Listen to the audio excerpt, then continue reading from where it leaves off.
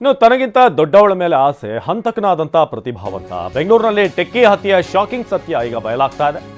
ತನಗಿಂತ ದೊಡ್ಡವಳ ಮೇಲೆ ಆಸೆ, ಹಾಗಾಗಿ ಒಬ್ಬ ಪ್ರತಿಭಾವಂತ ಒಳ್ಳೆ ರ್ಯಾಂಕ್ ಸ್ಟೂಡೆಂಟ್ ಕೊಲೆಗಾರನಾಗ್ಬಿಟ್ಟ ಅಂತ. ರ್ಯಾಂಕ್ ಅಭ್ಯರ್ಥಿ ಆಗಿರುವಂಥ ಆರೋಪಿ ಕರ್ನಲ್ ಕುರೈ SSLCಯಲ್ಲಿ 97% ಅಂಕ ಪಡೆದಿದ್ದ ಈ ಕರ್ನಲ್ ಕುರೈ ಸೈನ್ಸ್ ವಿಭಾಗವನ್ನ ಆಯ್ಕೆ ಮಾಡ್ಕೊಂಡಿದ್ದ ಕುರೈ ಇಂಜಿನಿಯರಿಂಗ್ ಅಥವಾ ಡಾಕ್ಟರ್ ಆಗಬೇಕು ಅಂತ ಇದ್ದವನು ಜೈಲಿಗೆ ಹೋಗಿದ್ದಾನೆ.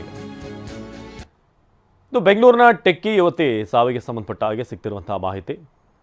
ಕರ್ನಲ್ ಕುರೈ ರ್ಯಾಂಕ್ ಸ್ಟೂಡೆಂಟ್ ಅಂತ ಕೂಡ ಗೊತ್ತಾಗಿದೆ. SSLCಯಲ್ಲಿ 97% ಗಳಿಸಿದ್ದಾಯ್ತು. ಆದರೆ ಈಗ ಒಂದೊಂದೇ ವಿಚಾರ ಇದರಲ್ಲಿ ಹೊರಗಡೆ ಬರ್ತಾ ಇದೆ. ಎಷ್ಟು ದಿನಗಳಿಂದ ಈತ ಫಾಲೋ ಮಾಡ್ತಾ ಇದ್ದ, ಟೆಕ್ಕಿ ಯುವತಿಯನ್ನ ಫಾಲೋ ಮಾಡ್ತಾ ಇದ್ದ ಕರ್ನಲ್ ಕುರೈ ಸುಮಾರು 2 ತಿಂಗಳಿಂದ ಆಕೆಯ ಮೂವ್ಮೆಂಟ್ ಎಲ್ಲವನ್ನು ಕೂಡ ಗಮನಿಸ್ತಾ ಇದ್ದ. ಓದುವ ನೆಪದಲ್ಲಿ ಟೆರೆಸ್ ಮೇಲೆ ಹೋಗ್ತಾ ಇದ್ದಂಥ ಆರೋಪಿ ಪ್ರತಿಯೊಂದು ಕೂಡ ಅಬ್ಸರ್ವ್ ಮಾಡ್ತಾ ಇದ್ದ, ಪಕ್ಕದ ಬಿಲ್ಡಿಂಗ್ ಅಲ್ಲಿ ಏನಾಗ್ತಾ ಇದೆ ಅಂತ. ಯುವತಿಯ ಸ್ನೇಹಿತೆ ಇಲ್ಲದಂತಹ ಸಮಯ ನೋಡಿ ಆತ ಎಂಟ್ರಿ ಕೊಟ್ಟಿದ್ದಾನೆ. ಜೊತೆಗೆ ಸ್ಲೈಡಿಂಗ್ ವಿಂಡೋ ಏನಿದೆ ಅದನ್ನು ಹೇಗೆ ಓಪನ್ ಮಾಡಬೇಕು ಇದೆಲ್ಲದರ ಬಗ್ಗೆ ಕೂಡ ಒಂದಷ್ಟು ಟೆಕ್ನಿಕ್ ಕಲ್ತಿದ್ದ ಆಯ್ತು. ವಿಂಡೋ ಓಪನ್ ಮಾಡುವಂಥ ಟೆಕ್ನಿಕ್ ಕಲ್ತು ನಂತರ ಆ ಸ್ಲೈಡಿಂಗ್ ವಿಂಡೋ ಮೂಲಕ ಆತ ಎಂಟ್ರಿ ಕೊಟ್ಟಿದ್ದಾನೆ ಈ ಟೆಕ್ಕಿ ಇದ್ದಂಥ ರೂಮಿಗೆ. ಟೆಕ್ಕಿ ಯುವತಿಯನ್ನು ಫಾಲೋ ಮಾಡ್ತಾ ಇದ್ದ ಭಾಳಷ್ಟು ದಿನಗಳಿಂದ. ಜೊತೆಗೆ ಈತನ ಹಿನ್ನೆಲೆಯನ್ನು ಚೆಕ್ ಮಾಡಿದಾಗ ಬ್ಯಾಕ್ಗ್ರೌಂಡ್ ಆತ 97% 97% ಗಳಿಸಿದ್ದ ಅಂತ. ಓದುವ ನೆಪದಲ್ಲಿ ಟೆರೆಸ್ ಮೇಲೆ ಆಗಾಗ ಈತ ಹೋಗ್ತಾ ಇದ್ದ. ಈಕೆ ಕೂಡ ಮೇ ಬಿ ಈತ ಸ್ಟಡಿ ಮಾಡ್ತಿರ್ಬೋದು ಅಂತ ಅಂದ್ಕೊಂಡಿರ್ಬೋದೇನೋ. ಆದರೆ ಯಾವಾಗ ಯುವತಿಯ ಗೆಳತಿ ಇರಲಿಲ್ಲ ಆ ಟೈಮನ್ನು ನೋಡಿ ಈತ ಸ್ಲೈಡಿಂಗ್ ವಿಂಡೋ ಮೂಲಕ ಬೆಡ್ರೂಮ್ಗೆ ಎಂಟ್ರಿ ಆಗಿದ್ದಾನೆ. ಕುರೈ ಎಂಟ್ರಿ ಹೊತ್ತಿಗೆ ಅಡುಗೆ ಮನೆಯಲ್ಲಿದ್ದಂಥ ಯುವತಿ ಸ್ಟವ್ ಆನ್ ಮಾಡಿ ಹಾಲು ಕಾಯಿಸಲು ಇಟ್ಟಿದ್ದಂಥ ಯುವತಿ ಅಂತ ಗೊತ್ತಾಗಿದೆ. ಅದಾದಮೇಲೆ ಬೆಡ್ರೂಮ್ಗೆ ಕುರೈ ಎಂಟ್ರಿ ಆಗಿದ್ದನ್ನು ನೋಡಿ ಆಕೆ ಗಾಬರಿ ಆಗಿದ್ದಾಳೆ. ಆರಂಭದಲ್ಲಿ ಇದು ಬೆಂಕಿ ವ್ಯಾಪಿಸಿ ಸಾವನ್ನಪ್ಪಿರೋದು ಅಂತ ಇತ್ತು. ಆದರೆ ಈಗ ಒಂದೊಂದೇ ವಿಚಾರ ಹೊರಗಡೆ ಬರ್ತಾ ಇದೆ. ಕುರೈ ಎಂಟ್ರಿ ಹೊತ್ತಿಗೆ ಅಡುಗೆ ಮನೆಯಲ್ಲಿದ್ದಂಥ ಯುವತಿ ಸ್ಟವ್ ಆನ್ ಮಾಡಿ ಹಾಲು ಕಾಯಿಸೋದಕ್ಕೆ ಇಟ್ಟಿದ್ರು. ಬೆಡ್ರೂಮ್ಗೆ ಕುರೈ ಬಂದಿದ್ದನ್ನು ನೋಡಿ ಯುವತಿ ಗಾಬರಿ ಆಗಿದ್ದಾಳೆ. ಮನೆಯೊಳಗೆ ಆರೋಪಿ ಬಂದಿದ್ದಕ್ಕೆ ಯುವತಿ ಕೂಗಾಡಿದ್ದಾಳೆ. ಯಾರಿಗೆ ಆದರೂ ಕೂಡ ಇದ್ಕಿದ್ದ ಹಾಗೆ ಒಬ್ಬ ಯುವಕ ಇತರ ಎಂಟ್ರಿ ಕೊಟ್ಟಾಗ ಗಾಬರಿ ಆಗಿರುತ್ತೆ. ಆಕೆ ಚೀರಾಡಿದಾಳೆ.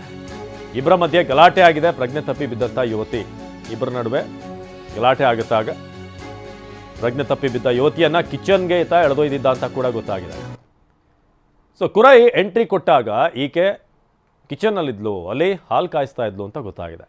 ಯಾವಾಗ ಶಬ್ದ ಆಯಿತೋ ಬೆಡ್ರೂಮ್ನಲ್ಲಿ ಏನು ಅಂತ ನೋಡೋಕೆ ಬಂದಾಗ ಈತ ಎಂಟ್ರಿ ಆಗಿದ್ದ. ಆ ಸಂದರ್ಭದಲ್ಲಿ ಈತನ ಬಯಕೆಯನ್ನು ಈತ ಹೇಳ್ಕೊಂಡಿದ್ದಾನೆ. ಆ ವಿಚಾರವಾಗಿ ಆಕೆ ಅಪೋಸ್ ಮಾಡಿದ್ದಾಳೆ ಅಂತ ಗೊತ್ತಾಗಿದೆ. ಅದಾದಮೇಲೆ ಇಬ್ಬರ ನಡುವೆ ಮಾತಾಗಿದೆ. ಟೆಕ್ಕಿ ಯುವತಿಯನ್ನು ಈತ ಭಾಳಷ್ಟು ದಿನಗಳಿಂದ ಫಾಲೋ ಮಾಡ್ತಿದ್ದ ಅನ್ನೋದು ಗೊತ್ತಾಗಿದೆ. ಜೊತೆಗೆ ಇಷ್ಟೆಲ್ಲ ಆದಮೇಲೆ ಸ್ಟವ್ ಆಫ್ ಮಾಡಿದೆ. ಅಲ್ಲಿಂದ ಮನೇಲಿದ್ದಂಥ ಯುವತಿ ಸ್ಟವ್ ಆಫ್ ಮಾಡಿದೆ ಆಕೆ ಬೆಡ್ರೂಮಿಗೆ ಬಂದಿರೋದು. ಹಾಲು ಉಕ್ಕಿದ್ರಿಂದ ನಂತರ ಸ್ಟವ್ ಆಫ್ ಆಗಿದೆ.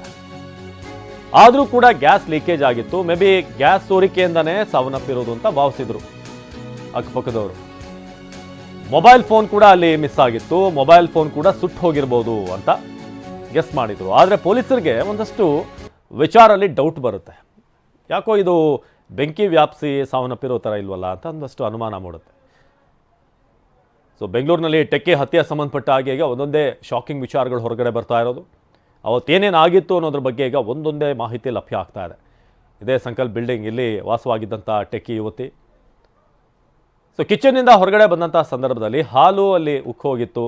ನಂತರ ಸ್ಟವ್ ಆಫ್ ಆಗಿದ್ರೂ ಕೂಡ ಏನು ಸ್ಟವ್ನಿಂದ ಬರ್ತಿರುವಂಥ ಫ್ಲೇಮ್ಸ್ ಏನಿದೆ ಅದು ಆಫ್ ಆಗಿದ್ರೂ ಕೂಡ ಗ್ಯಾಸ್ ಲೀಕೇಜ್ ಆಗಿದೆ. ನಂತರ ಬೆಂಕಿ ವ್ಯಾಪಿಸಿದೆ ಅಂತ ಎಲ್ಲರೂ ಕೂಡ ಅಂದ್ಕೊಂಡಿದ್ರು.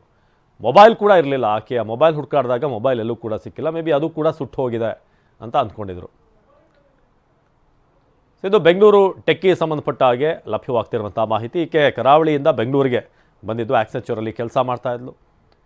ಆದರೆ ಈತ ಭಾಳಷ್ಟು ದಿನಗಳಿಂದ ಫಾಲೋ ಮಾಡ್ತಾ ಇದ್ದ.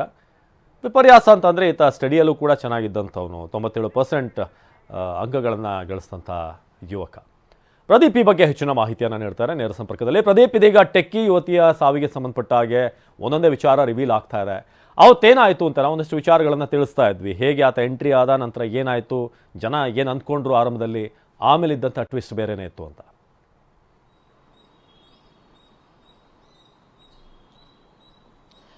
ಖಂಡಿತ ಅವಿನಾಶ. ಜನವರಿ 3ನೇ ತಾರೀಕು ರಾಮಮೂರ್ತಿ ನಗರದ ಸುಬ್ರಹ್ಮಣ್ಯ ಲೇಔಟ್ನಲ್ಲಿ ನಡೆದಿದ್ದಂತಹ ಟೆಕ್ಕಿ ಹತ್ಯೆ ಏನಿದೆ, ಈ ಸಂಬಂಧ ಆರೋಪಿಯ ಹಿನ್ನೆಲೆಯನ್ನ ಪರಿಶೀಲನೆ ಮಾಡಿದಾಗ ಆತ ಒಬ್ಬ ಪ್ರತಿಭಾವಂತ ವಿದ್ಯಾರ್ಥಿ ಅನ್ನೋದು ಗೊತ್ತಾಗ್ತಾ ಇದೆ. SLCಯಲ್ಲೂ ಸಹ ಉತ್ತಮವಾಗಿ ಸ್ಕೋರ್ ಅನ್ನ ಗಳಿಸಿದ್ದ, ಹಾಗೆ ಈತನ ಸ್ಮಾರ್ಟ್ ವಿದ್ಯಾರ್ಥಿಯ ಕೂಡ ಆಗಿದ್ದ. ಇದಕ್ಕೆ ಉದಾಹರಣೆ ಅಂತ ಹೇಳಿದ್ರೆ, ಈತ ಕೊಲೆಯಾದ ದಿನ ಏನಿದ್ದಾನೆ, ಈ ಒಂದು ಟೆರೆಸ್ ಮೇಲೆ ಈತ ಪ್ರತಿದಿನವೂ ಕೂಡ ಆಕೆಯನ್ನು ಅಬ್ಸರ್ವ್ ಮಾಡ್ತಾ ಇದ್ದ, ಮತ್ತೆ ಆಕೆಯ ಮನೆಗೆ ಎಲ್ಲಿಂದ ಹೋಗ್ಬೋದು ಅನ್ನೋದ್ರ ಬಗ್ಗೆನೂ ಸಹ ಅಬ್ಸರ್ವ್ ಮಾಡ್ಕೊಂಡಿದ್ದೆ. ಅದೇ ರೀತಿ ಬಾಲ್ಕನಿಯಲ್ಲಿ ಆಕೆ ಗಿಡಗಳನ್ನ ಇಟ್ಕೊಂಡಿದ್ಲು, ಅಲ್ಲಿಗೆ ಯಾವಾಗಲೂ ಕೂಡ ನೀರು ಹಾಕಕ್ಕೆ ಬರ್ತಾ ಇದ್ಲು.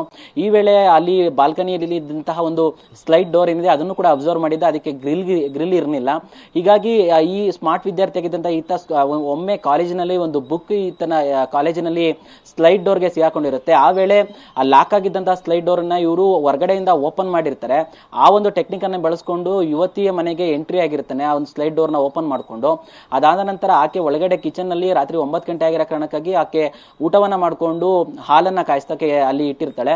ಈ ವೇಳೆ ಬೆಡ್ರೂಮ್ಗೆ ಎಂಟ್ರಿ ಆದಂತಹ ಕುರೆ ಏನಿದ್ದಾನೆ, ಈತನನ್ನ ನೋಡಿದಂತಹ ಯುವತಿ ಸ್ವಲ್ಪ ಗಾಬರಿ ಆಗ್ತಾಳೆ. ಯಾರು ಏನು ಅಂತ ಪ್ರಶ್ನೆ ಮಾಡಿದಾಗ ಈತ ಬಂದು ಆಕೆಯನ್ನ ಏಕಾಏಕಿ ಆಕೆಯ ಮೇಲೆ ಲೈಂಗಿಕವಾಗಿ ಕಿರುಕುಳವನ್ನು ನೀಡಲು ಪ್ರಾರಂಭ ಮಾಡ್ತಾನೆ. ಈಕೆ ಪ್ರತಿರೋಧವನ್ನು ತೋರಿದ್ರು ಸಹ ಆಕೆಯನ್ನ ಬಿಡದೆ ಆಕೆಯ ಉಸಿರನ್ನ ಗಟ್ಟಿಸಿ ಆಕೆಗೆ ಪ್ರಜ್ಞೆ ಹೋಗೋ ರೀತಿ ಮಾಡ್ತಾನೆ. ಜೊತೆಗೆ ಆಕೆ ಕೆಳಗಡೆ ಬಿದ್ದಾಗ ಆಕೆಗೂ ಸ್ವಲ್ಪ ಗಾಯಗಳಾಗುತ್ತೆ, ಇದರಿಂದ ರಕ್ತ ಕೂಡ ಹೊರಗಡೆ ಬಟ್ಟೆಗಾಗಿರುತ್ತೆ. ಹೀಗಾಗಿ ಆಕೆ ಸಾಯಬಾರದು ಅನ್ನೋದು ಕೂಡ ಈತನ ಉದ್ದೇಶ ಆಗಿತ್ತು ಅಂತ ಕಾಣಿಸುತ್ತೆ. ಹೀಗಾಗಿನೇ ಆತ ಆಕೆಯನ್ನ ಕಿಚನ್ಗೆ ಎಳೆದೊಯ್ದ್ಬಿಟ್ಟು ಅಲ್ಲಿಂದ ಏನು ರಕ್ತ ಆಗಿತ್ತು ಬಟ್ಟೆಗಳು ಅದನ್ನೆಲ್ಲ ಬೆಡ್ರೂಮ್ ಇದ್ದಂತ ಬಟ್ಟೆಗಳಿಗೆ ಬೆಂಕಿ ಹಾಕಿ ಅದೇ ಸ್ಲೈಡ್ ಡೋರ್ ಇಂದ ಮತ್ತೆ ಎಸ್ಕೇಪ್ ಆಗಿರ್ತಾನೆ. ಆದ್ರೆ ಪೊಲೀಸರಿಗೆ ತನಿಖೆ ವೇಳೆ ಈ ತರ ಫೈರ್ ಆಗಿದೆ ಅಂತ ಗೊತ್ತಾದ ತಕ್ಷಣ ಪೊಲೀಸರು ಬಂದು ಪರಿಶೀಲನೆ ಮಾಡಿದಾಗ ಆಕೆ ಆಲ್ರೆಡಿ ಅಲ್ಲಿ ಮರಣವನ್ನ ಅಪ್ಪಿರ್ತಾಳೆ. ಈ ವೇಳೆ ಗ್ಯಾಸ್ನ ಸ್ಟವ್ ಏನಿರುತ್ತೆ ಅದು ಕೂಡ ಆನ್ ಆಗಿರುತ್ತೆ. ಬಹುಶಃ ಸ್ಟವ್ ಆನ್ ಆಗಿದ್ರಿಂದಾಗಿ ಗ್ಯಾಸ್ ಲೀಕೇಜ್ ಆಗಿ ಅದರ ಸ್ಪಾರ್ಕು ರೂಮ್ ಅಲ್ಲಿ ಯಾವ್ದೋ ಲೈಟ್ ಹಾಕಿದಾಗ ಇಲ್ಲ ಬೇರೆ ಏನಾದ್ರು ಈ ತರ ಲೈಟಿಂಗ್ ಆದಾಗ ಅಲ್ಲಿ ಸ್ಪಾರ್ಕ್ ಆಗಿ ಅಲ್ಲಿ ಬೆಂಕಿ ಆಗಿರ್ಬೋದು ಅನ್ನೋದು ಒಂದು ಅನುಮಾನ ಇರುತ್ತೆ. ಆದ್ರೆ ಮನೆಯ ವಾತಾವರಣ ಸೂಕ್ಷ್ಮವಾಗಿ ಗಮನಿಸಿದ ಪೊಲೀಸರಿಗೆ ಕೆಲವೊಂದು ಅನುಮಾನಗಳಿರುತ್ತೆ. ಹೀಗಾಗಿನೇ ಪೊಲೀಸರು ಸಹ ಸ್ಥಳೀಯ ಕೆಲವರು ಯುವಕರನ್ನು ಸಹ ವಶಕ್ಕೆ ಪಡೆದು ವಿಚಾರಣೆಯನ್ನ ಮಾಡಿರ್ತಾರೆ. ಈ ಒಂದು UDR ಕೇಸ್ ಅನ್ನು ದಾಖಲಿಸಿಕೊಂಡಿರ್ತಾರೆ, ಅನುಮಾನಾಸ್ಪದ ಕೇಸ್ ಅಂತ. ಇದಕ್ಕೂ ಹುಡುಗರಿಗೆ ಏನಾದ್ರು ಸಂಬಂಧ ಇದೆಯಾ ಅಂತ. ಆದ್ರೆ ಆ ಹುಡುಗರಿಗೆ ಸಂಬಂಧ ಇರಲ್ಲ. ಇದೇ ವೇಳೆ ಪಕ್ಕದ ಮನೆಯ ಕುರೆಯನ್ನು ವಿಚಾರಣೆ ಮಾಡಲು ಮುಂದಾಗ್ತಾರೆ.